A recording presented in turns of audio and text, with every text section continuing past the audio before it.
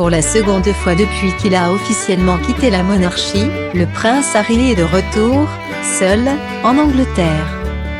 Après un premier aller-retour en avril pour les obsèques de son grand-père le prince Philippe, il s'apprête aujourd'hui à honorer la mémoire de Diana avec William.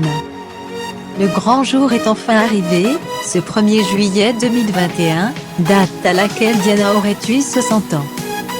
Ses fils vont inaugurer une statue à son effigie dans les jardins du palais de Kensington qu'elle aimait tant. Un événement d'autant plus attendu qu'il verra les princes William et Harry réunis. Dans un contexte de tension familiale post-Mexi, grâce à leur passion commune pour les sports de ballon. Les deux frères auraient déjà renoué, à quelques jours de leur retrouvaille. Laissant Meghan Markle et leurs 2 jeunes enfants derrière lui, Archie et Lilibet.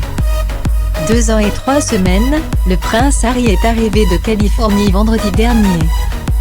Crise sanitaire oblige, le duc de Sussex a d'abord observé une quarantaine de 5 jours dans son Frogmore Cottage de Windsor avant de pouvoir se rendre à l'inauguration.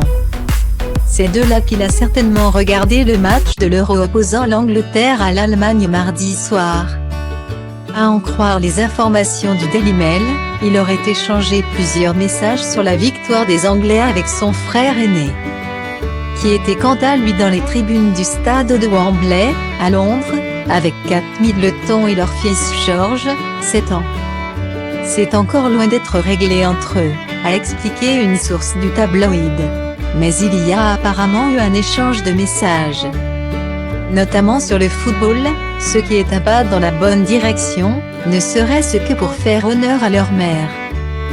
Pour autant, une autre source dite fiable à 100% tempère en affirmant que les 2 frères ne pourront jamais retrouver leur complicité d'antan, avant que le prince Harry et Meghan Markle ne décident de quitter la monarchie.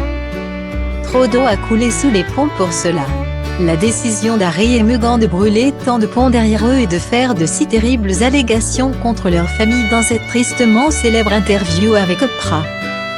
Sachant qu'ils, la famille royale, ne seront jamais en mesure de se défendre, a fait des ravages.